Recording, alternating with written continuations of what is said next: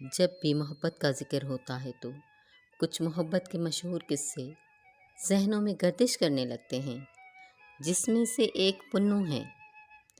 سسی پنو سندھ کی تاریخی کردار ہیں۔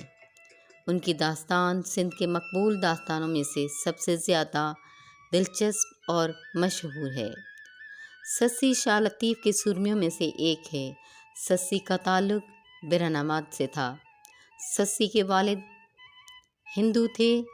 عام روایت کے مطابق ان کی اولاد نہیں تھی، لیکن جب کافی عرصے کے بعد ان کے ہاں بیٹی پیدا ہوئی تو بیٹی کی پیدائش پر اس کے والدین نے نجومیوں سے اس کی جنم پتری نکلوائی۔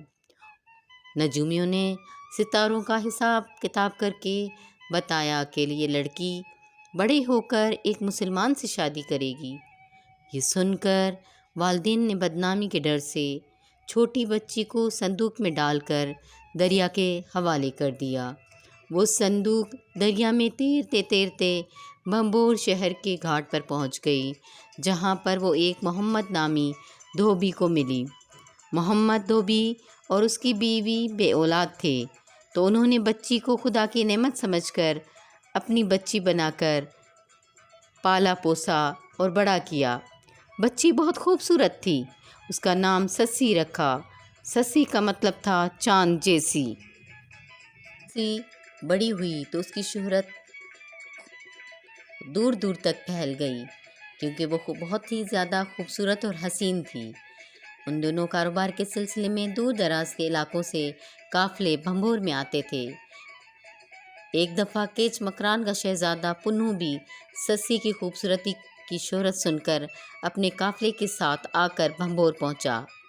ساتھیوں کو واپس بھیج دیا اور خود بھنبور میں رہنے لگا اور لباس تبدیل کر کے محمد دھوبی کے پاس کام کرنے لگا۔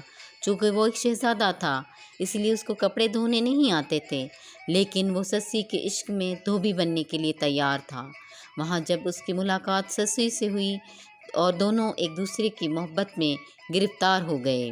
پنو سسی سے شادی کرنا چاہتا تھا، لیکن محمد دھوبی صرف اسی ایک شرط پر اس کو اپنی بیٹی دینا پسند کر رہا تھا کہ وہ کپڑے دھوئے گا دھوبی بن کر، تو ہی اس کو اس کی بیٹی کی شادی کروائی جائے گی۔ اس نے کپڑے تو دھوئے، لیکن کچھ پھٹ گئے، کچھ صاف نہ دھلے۔ لیکن پنو نے ان کپڑوں کے ساتھ سونے کے سکے رکھے تاکہ لوگ کوئی شکایت نہ کریں۔ ہوا بھی یہی۔ پھر محمد دھوبی نے سسی کی شادی پنو کے ساتھ کر دی، لیکن یہ بات پنو کے بھائیوں کو اور ساتھیوں کو اچھی نہیں لگی۔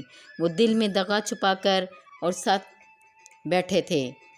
سسی نے پنو کے بھائیوں کی بہت ہی زیادہ آؤ بھگت کی۔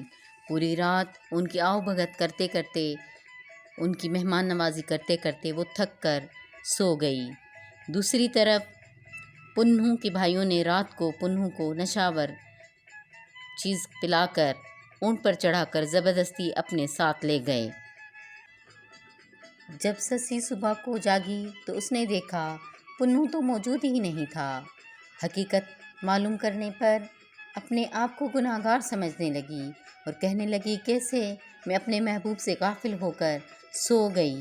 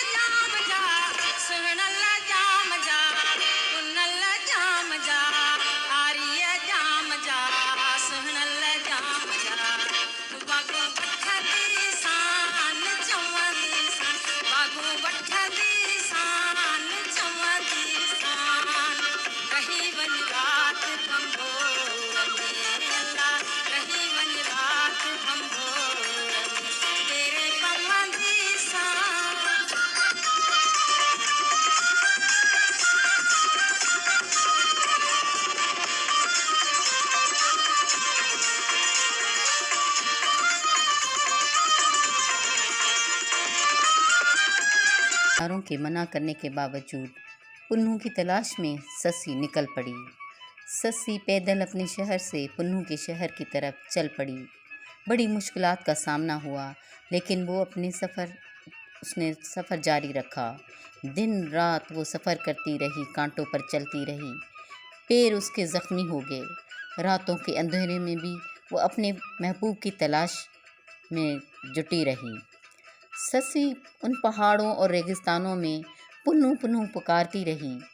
رستے میں اس کو اکیلا دیکھ کر ایک چراوا ٹکرایا، جس کی نیت خراب ہو گئی۔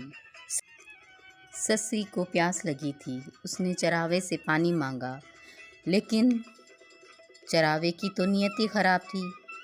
ایسے میں سسی نے رو رو کر اللہ پاک سے پناہ مانگی، اور اس گھڑی زمین پھٹ گئی۔ سسی اسی میں چلی گئی، لیکن اس کا دوپٹے کا پلو باہر رہ گیا۔ یہ نظارہ دیکھ کر اس چراوے کو بہت پچھتاوا ہوا، اور وہ حیران اور پریشان ہو گیا۔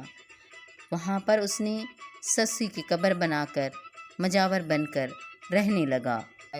تو اس نے اپنے بھائیوں سے اپنے آپ کو چھڑوا کر واپس آیا تو اس چراوے سے اس کا سامنا ہوا۔ اس نے سسی کا پتہ اس چراوے سے پوچھا۔ چراوے نے سسی کی پوری حقیقت بتائی۔